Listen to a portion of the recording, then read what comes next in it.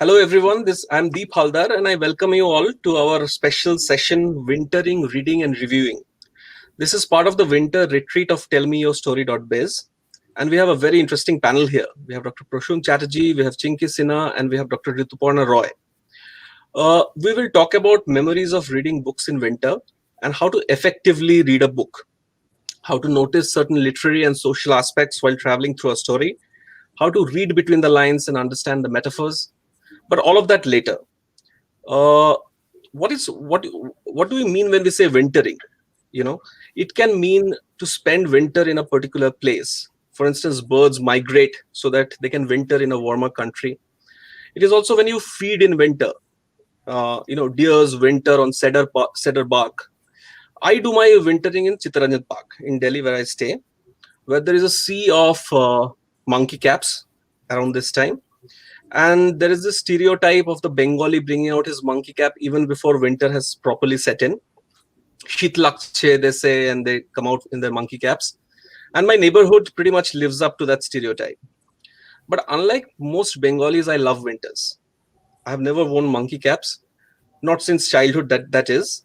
And I actually wait for winters to productively use my time writing. I wrote my first book, most of my first book during winters. And incidentally, the story of the book had come to me when I was very small on a winter holiday through a survivor of a massacre, which I talk about in the book. And over the years also, the sheer joy of waking up at this time, and wondering if it's morning yet because it's the day outside is still dark, and then making yourself a cup of coffee and sitting at your desk and sort of opening your laptop and keying in a few words. Winter just does it for me.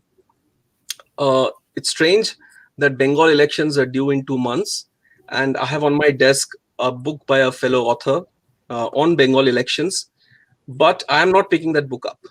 I have picked up instead a slow burn crime novel called The Kingdom, because that novel is set in the winters and it's set in Norway. So just the image of a thriller, so going through the pages, set in the mountains of Norway, has me not look at serious non-fictions, which I should at this time of the year because there are elections, and be immersed in those images.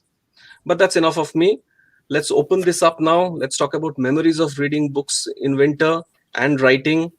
Chinki, tell me your story. What is wintering to you, and what do you do at this time of the year? Okay, so my memories of wintering belong to this town in Bihar called Ara, where my grandfather used to live. And he had these shelves full of Russian folk tales and fairy tales and literature. So I actually started reading Dostoevsky and all these kinds of depressing authors in class 9, I think, or class 8 maybe. And my memories of winter in Patna, because we used to have a lot of fog, and you didn't have many options because also because of the political situation. So you just sat at home and read, and that is how I sort of started to feel that you could actually imagine. You didn't need to travel. You could actually imagine Siberian winters and furs and things like that. I grew up reading about Chestnut Gray, that magical horse. And things like that. So when I moved, when I lived in the US, I lived in a very snowy place called Utica, which had like tons of snow for 8 months in a year. And basically, we were always braving blizzards. So what you did was read a lot of fiction. Actually, I read a lot of fiction and poetry, not much of non-fiction. But then I also feel that there's not much, boundary between fiction and non-fiction. A lot of memoirs. So I wake up at 11 a.m. I go to bed at 5 a.m. And that from 12 to 5, I read all these, memoirs. So I'm actually reading Lily Huang's The Unfinished during this winter. And, a lot of these women-centric fiction memoirs or fictional, whatever, biographies you call them, or just like mixed genre things, because they're very experimental writing. And that's what I call wintering, just sitting at home and reading. And that's about it. Right. Prasun, would you like to come in? Yeah, sure. Deep, it's wonderful to be a part of this panel. It's just that I have to admit I am a historian and a Right. person of non-fiction. But what I have, apart from my sort of years in publishing, I would like to sort of remember my very early days in Assam, in small towns called Abhayapuri and Bongaigaon, very scenic places. You could see some Google images as well. And that's where I grew up. But these were, the way I remember them are, on the one hand, this scenic landscape where you would like to travel a lot during winters. And on the other hand, school getting disrupted with the Alpha and Bodo movement. On the other hand, this was the 80s. Um, but the thing is, regular life went on along with that. So one sort of carries this sense of both the things of being being a traveler amidst this core of scenic beauty and wonderful people, and on the other hand, sort of momentous changes happening. And that's what I carried on for the after the first 15 years of my life, when I sort of in a certain way migrated to again a small place called Raebareli in UP, known for its constituency. But also there are, the winter sun in an almost semi-rural place, and where you just went out, you traveled some 10-15 kilometers on either side, and you were in green fields. To the mid 90s onwards, I have been someone who stayed in Delhi. And so through this, there's this sense of travel and migration, which I actually carried into my own research, and I carry in my research. And currently, I work with travel narratives of the 17th century, and I'm sort of working on a book on the travel narratives and their, how travel and description would have meant at that time. And somewhere these moments of winter in, in nondescript places, scenic places, but places where you carry a sense of the small as well as momentous changes, they start coming into what I am looking at. I am looking at travel narratives for a book. I am looking at a topic like, the eunuchs of the 17th century, and trying to create a sense of the voice of the marginal from historical sources, for them, and for us to understand what goes in nondescript small places and communities, which the voices of which don't come up. So it's just that I wanted to share this background with you, to see if Right. we can read something later on these Yeah. lines. Yeah. Yeah. Rituparna, I believe wintering for you was also traveling from Netherlands to Kolkata. This is the Yes, time you yes. travel. Yes, this was much Right. later in my life. When I was Yeah. first given this, good afternoon, everybody. I'm very happy to be a part of this panel. When Coral first gave me this invite for this panel, the first thing that actually came to my mind was memories from my childhood. Okay, so I grew Right. up in Kolkata in the 80s, and for quite a few years in my primary school years, the school calendar coincided with the academic, with the actual calendar. So the final exam would happen in December. It will start in January. So winter for me was, for the first 10 years of my life, it was long, lazy days in the sun in the playground.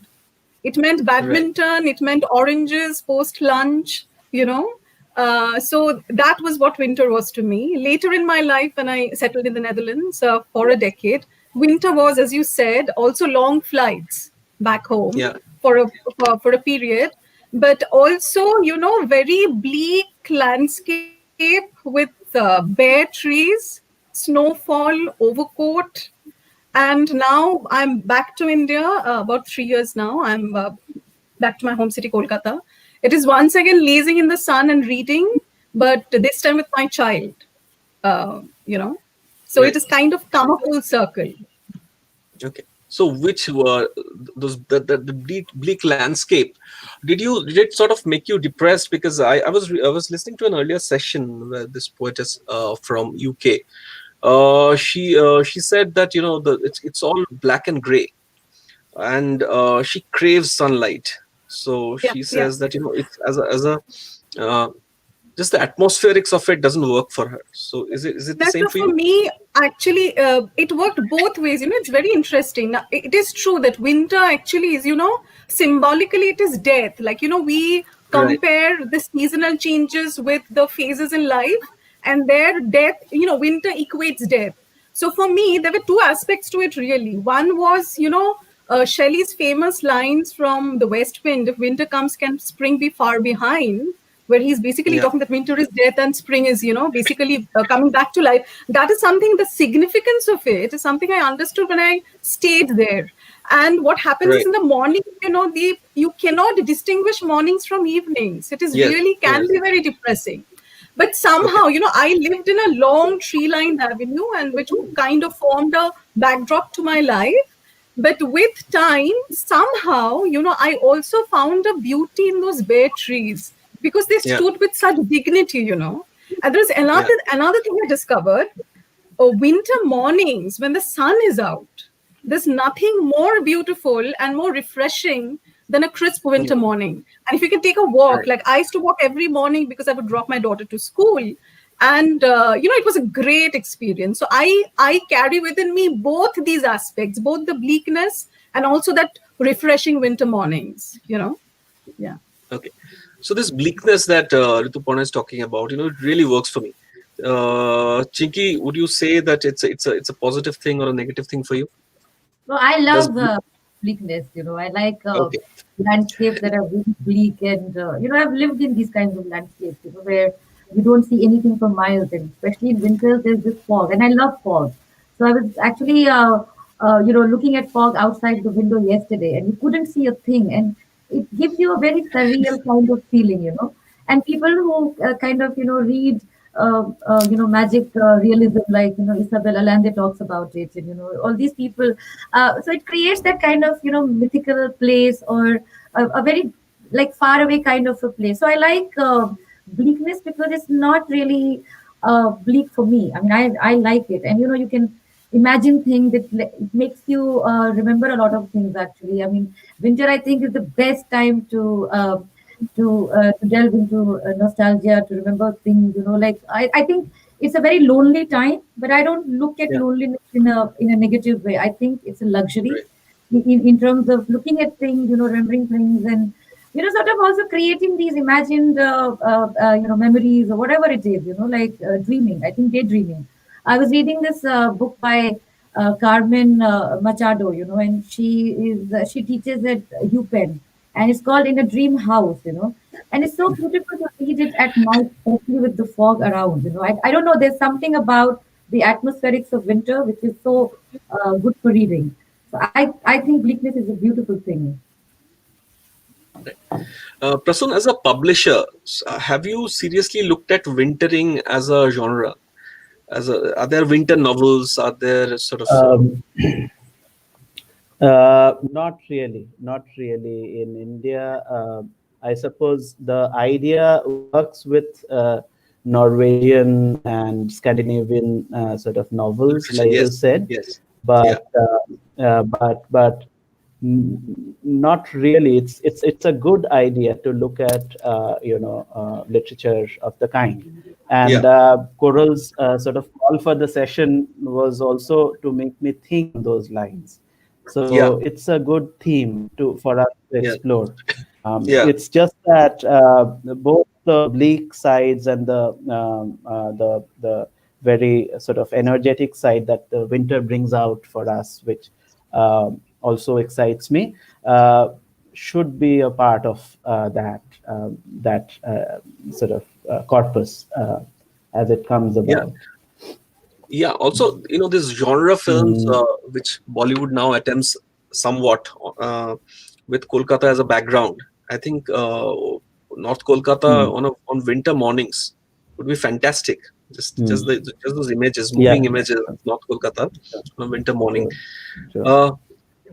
Yes, Actually, Rituparna? Deep, just So, do to you sort have of any particular film in mind when you said that? Recent No, film it's in mind? no, it's actually a funny kind of funny discussion I was having with this filmmaker Srijit Mukherjee. You might have heard of him. My God, everybody knows him. Right, yeah. So Srijit, Of course I do. Srijit and I were discussing a book that I might write, and he wants to eventually make a film out of it. It's on a character called Gopal Patha. He's a character Okay. from history. Yeah, 1946, a year before we got independence. Ha, So ha, ha, Gopal ha. Patha has been described as a butcher, as a rioter. He came up when Jinnah had called for direct action that Yeah, I time. think he has a place in Raj Kahini. Yes, A character yes, was so, inspired by him, played by right. Jishu, if I'm not wrong. Yes. Yeah. So, but there is scope to relook at Gopal Patha because he was not a communal guy. I mean, he did what he did, of course. He took to arms, and he had a ragtag army which sort of went around killing Suravardi's men. The rioting in Khulna happened in winter. Yes. So what I was coming to was, we were discussing the book and the film, and I said, imagine Gopal, and so I have met his family, Gopal Patha's grandson, who still lives in the same house where he used to live. So, and he said, there is my grandfather. He used to have this World War II bikes, and he had this gun, and he would come out, and and in his on his bike with a gun in hand and opening fire. So it's like a it's like a Guy Ritchie film. Or so I told I was telling Srijit that imagine if it's a misty morning and we can't set it around winter, perhaps chronologically, because it didn't happen at that time. It happened around August, September 1946. But imagine if Calcutta Killings was August. Yeah. Yes. So I said, but imagine this old Kolkata street and sort of central Kolkata street, and he's coming out in a shawl with a gun in hand, and even as a film poster, it would look wonderful. So yeah. So we already know about the film now, right? No, you don't. I mean, it's just at the idea stage. It's very given the kind of political narrative we have, it's very difficult to. In fact, talking of 46 and war. In fact, my most memorable winter read happens to be a war book, and happens to be placed in winter. So it is. In fact, like unlike you, I do not read winter books in winter or summer books. My reading is not seasonal. Okay. I just happen to read whatever I'm supposed to teach or research, or my listening to music is very seasonal. For example, I'm a South Asian, so when there is monsoons, I'm conditioned to feel lovelorn. Okay, something like that. But my most memorable winter read, and it is connected to my. Yeah, continue. You were saying something. Sorry, I interrupted. I want to say that I also don't sort of read winter books in winter and summer books in summer. What I do is I in summer, a season I don't really like, I do all my serious reading, like things I need to research on, which would come in handy later on, or to maybe write a article for the job I do. But in winter, I really let go. So I ask myself, what is it I want to read? And I read just that. And it can be anything. Winter is more relaxed. For some reason, winter is more relaxing than summer. Yeah. I remember back in the day when as a child, and in my I used to go to meet my mother, who was a banker in Park Street, UCO Bank Park Street branch. So on that street, they would sell Dalton comics. And there would be Superman comics and Batman comics. I'd always pick up a Batman comics because it was dark and it's night, and Superman, there's a lot of light, so somehow it didn't appeal to me. So I think Park Street has other winter associations like Christmas Day celebration. Yes, it's beautiful at this time of the year. Yes, but Prasun, coming back to you, how do you sort of on a more serious aspect of the talk? How do you kind of find those metaphors as you read a novel? And if you could briefly touch on that. Yeah.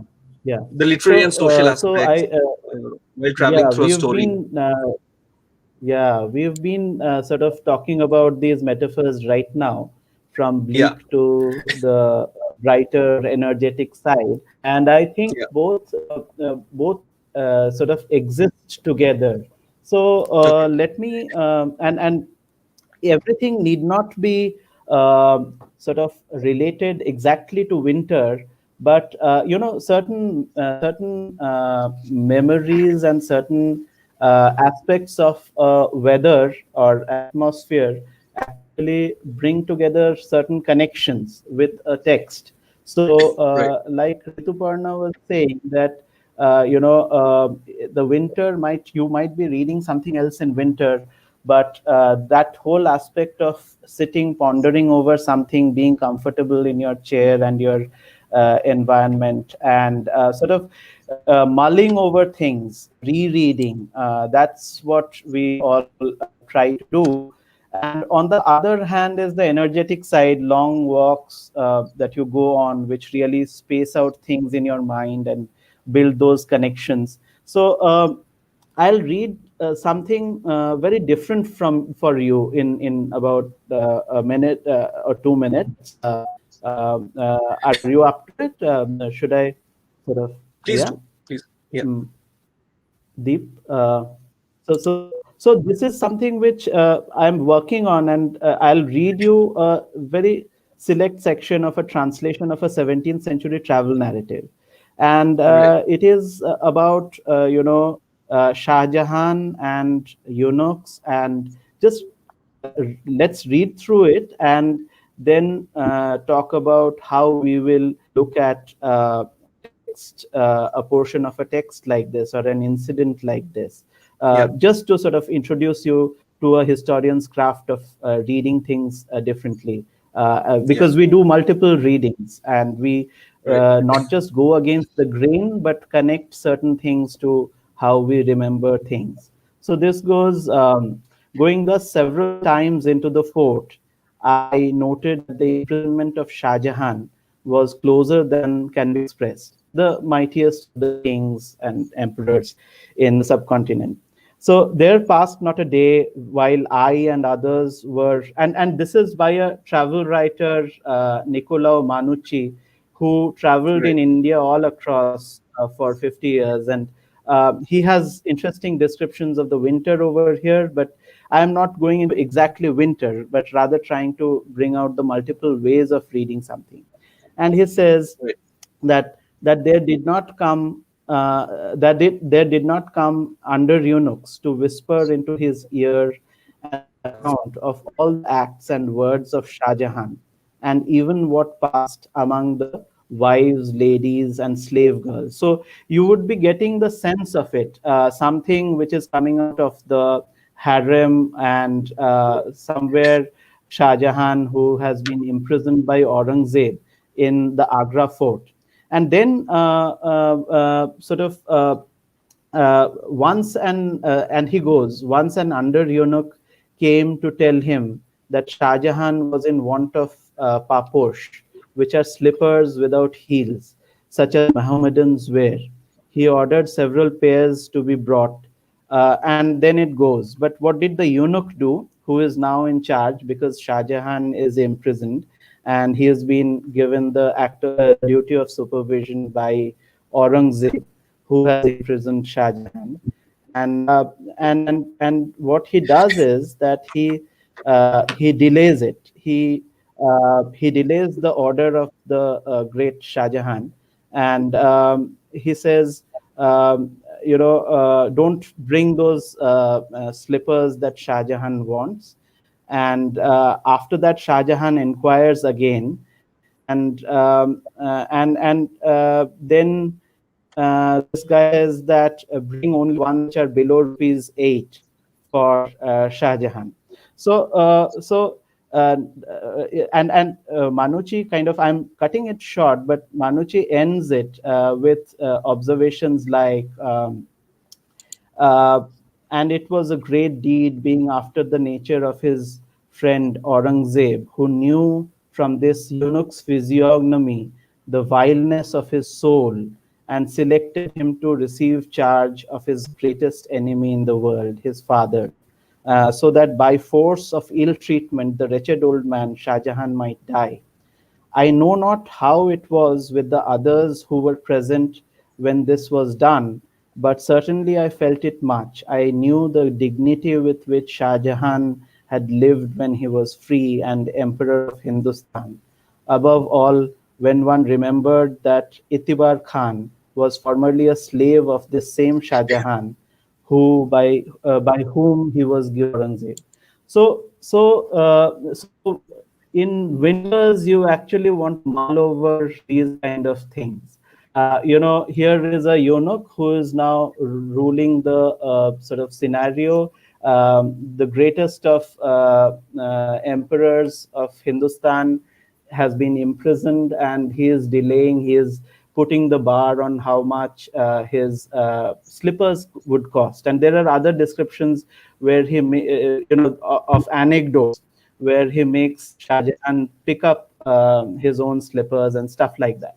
Now, as a historian, what do you make out of this? On the one hand, you read this as an interesting story in a comfortable atmosphere in your home or wherever you want to read. But when you want to review, when you want to do multiple reading, and that's what we do with texts, we start asking, okay, why does this guy, this traveler, talk about the eunuch in this manner? Why does he talk about Shah Jahan in this manner, or about Right. Aurangzeb in this manner? That is one way of reading it. So reading from within the text, looking just at the text and sort of asking questions from within the text. Then you come out of the text and you say that Manuchi was traveling here from 1650s to 1700s all across the subcontinent.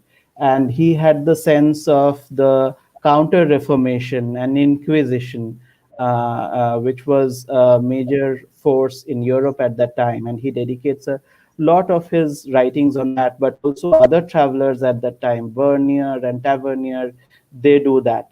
And then the Enlightenment scenario in Europe is just breaking in. He is writing to his audience in Europe, and he wants to sort of talk about these exotic kings and their sort of bearing, and also contrast it, draw in their audiences by talking about what kind of misfortune such huge empires and their leaders can fall into. So the more you spend time on these, and that is why I'm coming to winter, that it's somehow winter brings that in that quality of reading something in multiple layers from a text in all of us. So when I'm looking at something as just as a reader, reading a nice anecdote, but then beginning to question it, somehow winter does it for me. Somehow those questions come better during winters, and you write down your thoughts after longer walks, or spending some time on the desk. So this is how I would say that metaphors of winter, of bleakness or loneliness that Chinki talked about, where time kind of stretches for you and you can devote more time to thinking about what you are reading, connect with that sense of travel, that sense of being in someone else's shoes, trying to imagine, envision something, going out of your sphere mentally to build up a narrative. Even historians build up narratives. We also tell stories in certain ways. So this is what these metaphors mean for me. Yeah, Deep, that's Right. if that Chinky, helps in terms of Prasun understanding spoke the point. about enhancing a reader experience. I have been a fan of your writing. Let me tell you, I have read some of your pieces in India Today and elsewhere. Tell me, as when you write, have you ever, as a writer, sort of consciously thought of exploring these metaphors as you write? Is there a process to writing the long pieces, not just books, long reads? Yes. So, so like you said, summer months are not really my favorite month to work. So if Yeah. I have to do reporting assignments, summer is easier for me.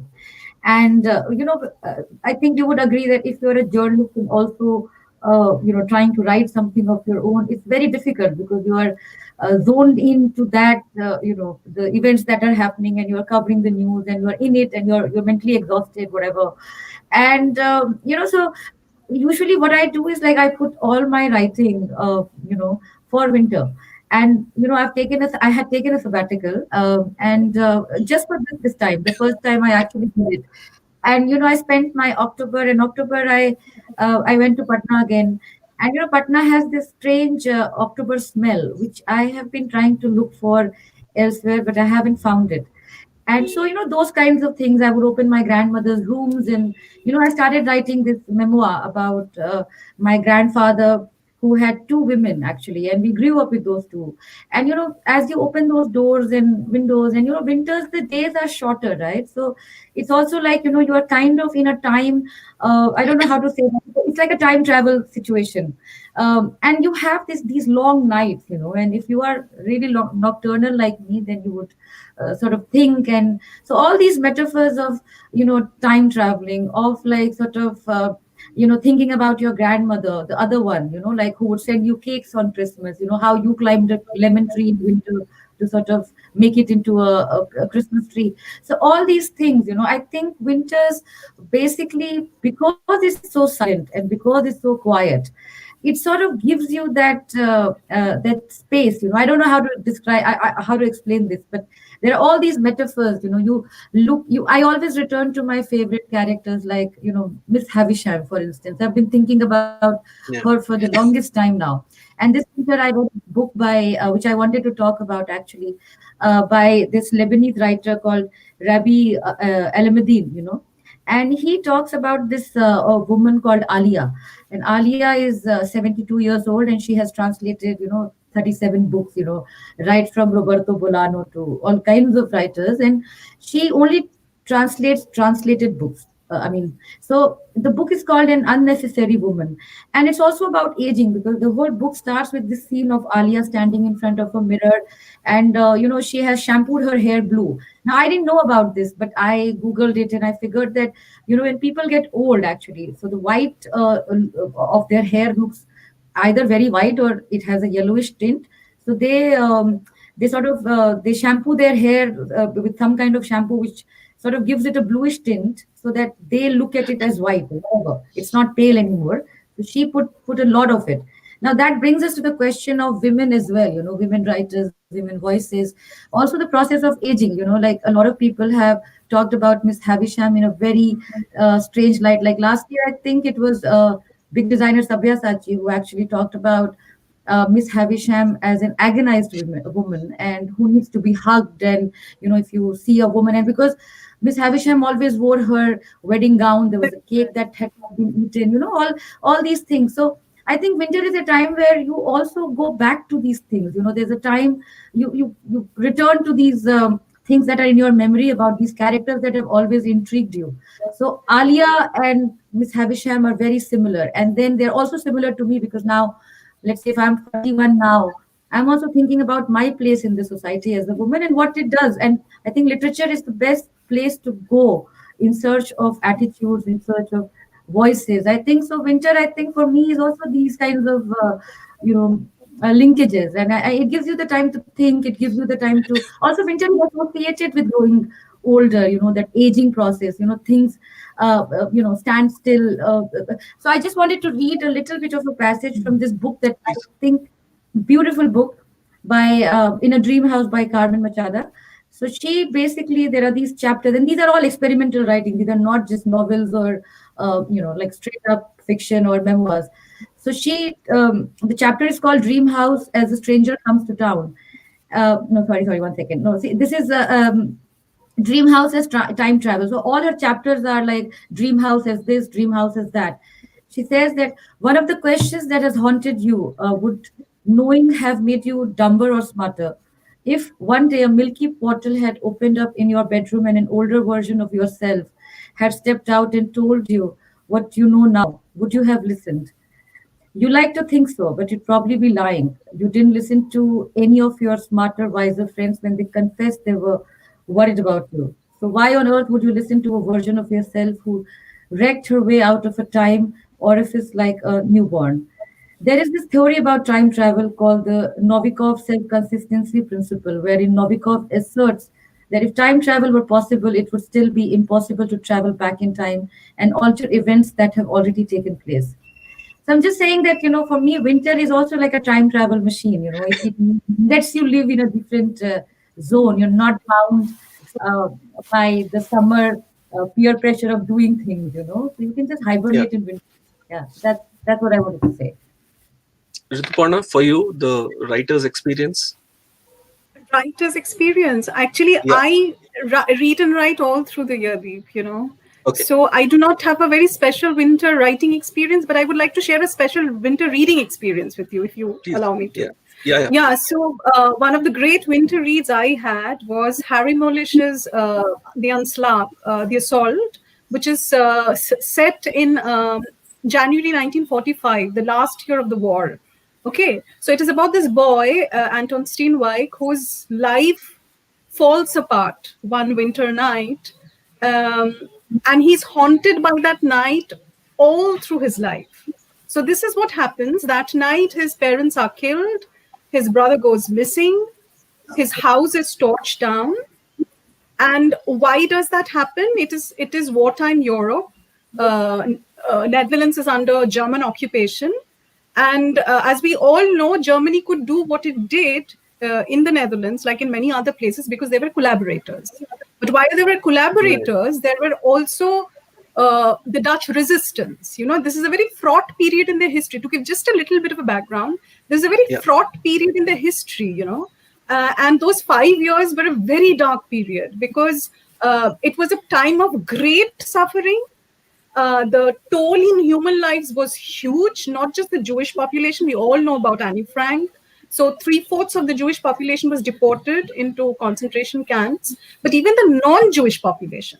And 1945, the 44-45 winter was the severest winter of all.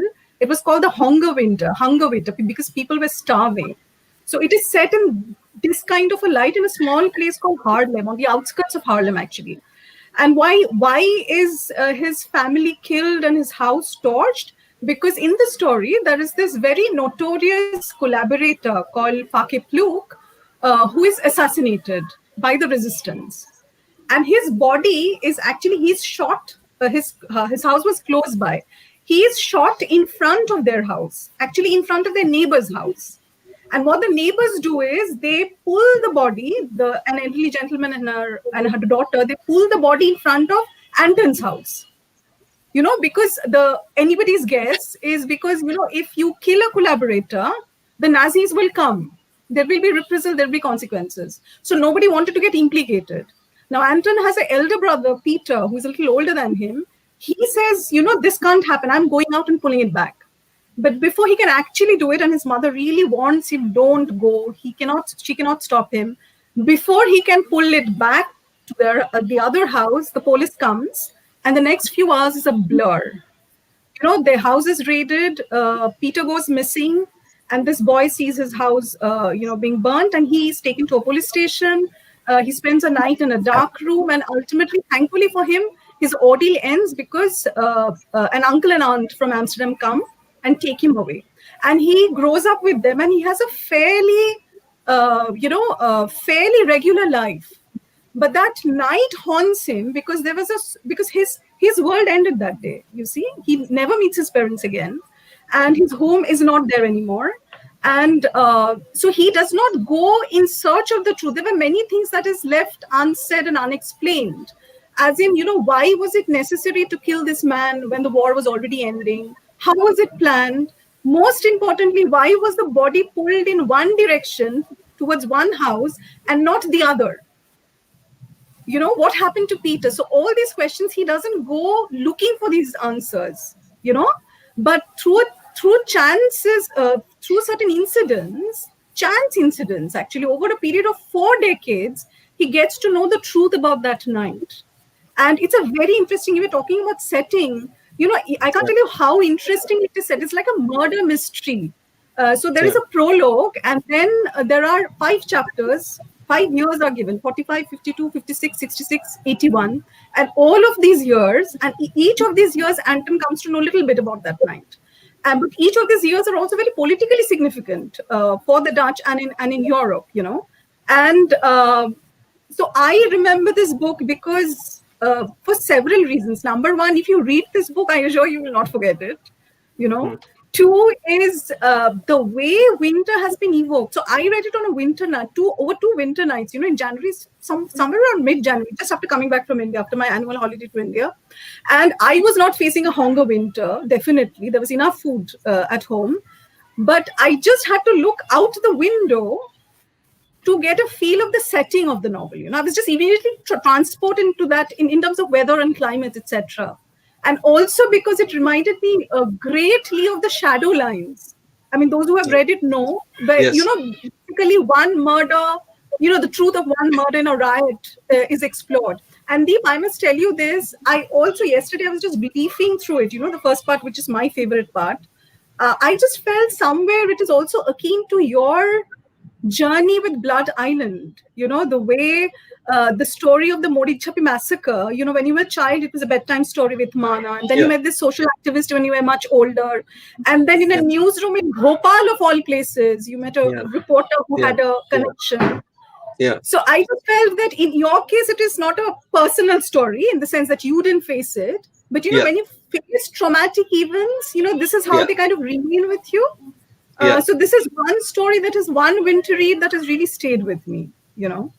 Thank you so much. Um, Yeah, it's a very disturbing sort of first one of the earliest memories to have, because I yes, mean, absolutely, because absolutely. Yeah. story hearing stories are one of the nicest memories you have from childhood.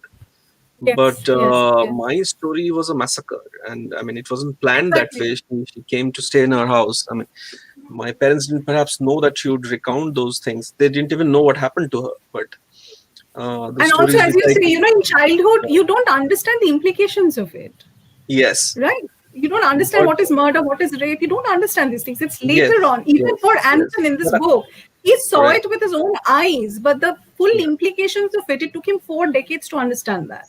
You know? right. Yeah. I uh, I always I always sort of go back to this book I read of Philip Roth, The Humbling. Right. I Yes, yes. it's not really set in winter, but this whole thought of things coming to an end. This is an actor who has lost his mojo. He's aging, and the best maybe behind him.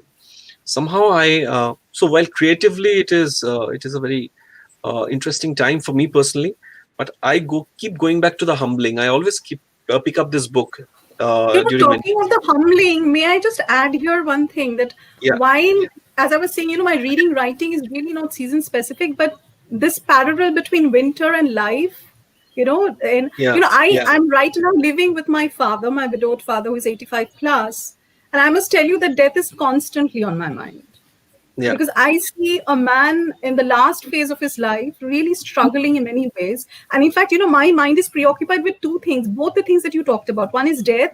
One, in the pandemic, everyone is thinking about death.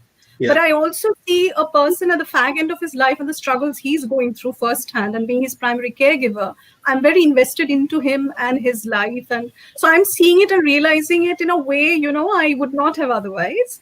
And what Chinki said, I'm also a woman in my mid 40s.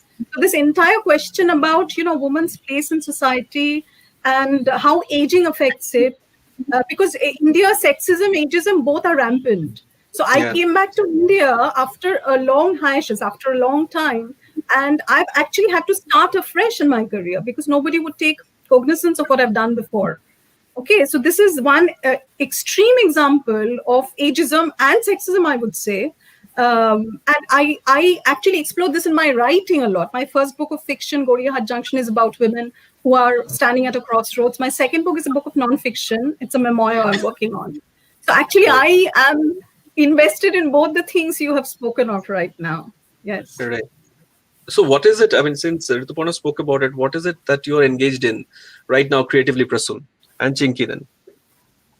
at this time of the year? Uh, yeah, with me, it's completing a book on, like I said, on 17th century travel narratives, Right. and that's almost at its end. I'm going to give over the manuscript to a publisher, and another sort of short book on, the eunuchs, and along Yes. that, gender and marginalization in travel narratives. These are the things I'm sort of working on right now.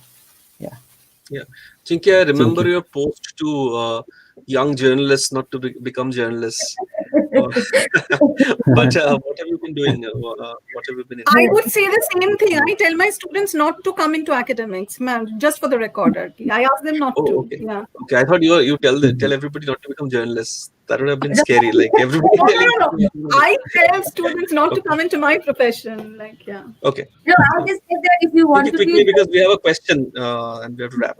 So sorry. Okay, There's a so I'm working finally after like 7 8 years on a memoir, and I've been struggling with it. So I thought this time I'm going to, I have a strange theory about winters that I have these strange aches. Like I have shoulder aches, I have neck aches, I have headaches, and I've got this whole bunch of pain patches. And I somehow, for me, it's like when I go back in time and I try to remember things from my own childhood, from my own adulthood, and all kinds of series of betrayals, series of all kinds of like painful things. You go out to report, you encounter like a lot of things, and I think we don't realize it as reporters, but it does sort of seep in. So I just put all these pain patches because it distracts me from my memory pain, and then that's what I'm working on my own experiences. So maybe I should finish it this year. If not, maybe another winter. Why not? I think we are running out of time. This was a fantastic winter adda. There's a question. Could you please reflect on the idea of deconstructing writing through weather in the context of its class-specific imagination? Who would like to go? I can go first. Should I go? Yes, please. Please. Okay, so the deconstruction of the weather, obviously. So for me, because and only because I have been in this reporting thing, I remember specifically when I'd gone to cover a story about these community centers in winter. But the winter for people is different, and there is all weathers come with class distinctions as with everything else, in India or elsewhere actually. So I saw these, and it's still, I mean, it's been 10 years. I think I went to that community center. I remember that whole hall with like dirty blankets that were given to the poor people who were coming there, rack pickers, drug addicts, whatever, all kinds of people. And it had like these line of, tube lights, which were very harsh light. And that's when, the season became, the season acquired different dimensions for me. I saw these women were not getting these centers because they would get raped and all. They were sitting out in the park in Nizamuddin. So for me, winter, the class-specific imagination that you're talking about, I mean, everything is imagined and everything is also experienced in many ways. So for me, winter is also a very, very harsh time for poor people. Like, I've been to Shaheen Bagh, the farmers' protest. It's not easy to be out there. So I feel that for the disenfranchised or for women or for children or for whatever, seasons are also class things. It's not I think that's what I wanted to say, and if anybody else can answer this question. I think class and gender, the ramifications of that is in every activity, every human activity. And the very act of writing. So, Virginia Woolf said a woman needs a home and money of her own to be able to write. You need time and space, two basic things. To write, and that is complete, and that is very much organically related with class. So I would say that, and actually it is for any weather, but as you said, winter is even harsher for people, who do not have the basic amenities of life. Yeah. Right, Prasun, quickly. Yeah, yeah. Just a short aside. Yeah. I was working on an article on the circulation of alcohol in various communities in 17th century India, and that was in 2005. I came Right. across a reference. Winter also means hardship, like Chinki and Rituparna has been saying. Yeah. So coolies kind of in the Vindhya mountains climbing with a lot of load, and the travelers described them during winters. And what when they reached from one post to the other after climbing and sort of taking the luggage along, the local inhabitants of that place would offer them a brew, a certain kind of alcohol of that place, that they brew. So that Yeah. was nourishing for them because it was not the filtered distilled spirits of now, but the local brew, which was nourishing as well as would give them the strength to carry on to the next post. So there are descriptions of these kinds, and when we talk about class-specific imagination of winter, this is the sort of hardship that often comes to our mind. So various kinds of experiences for various people, and that's what layered reads of text would mean. Yeah. Right. I think that's all the time we have. I mean, it was a fantastic winter adda. I hope some point in time, very soon, we can all meet Yeah. with Coral Yes. and continue this. So thank you, Yeah, Thank you, Prasun. Sure. Deep, Thank you, for Rituparna. coordinating it so well Thank with you. this Thank Thank you, saga you, as Deep. Chinki. well. Thank you. Yeah. Thank you. thank And you a so big much. thank you Yeah. to Coral Yeah, thank you, for Gaurav. organizing this. Yeah. Thank you. Can I Thank get a you. Yeah. picture? Thank you, Kodal. Oh, yeah, Thank you, actually. Deep. Good to see everyone. Yeah.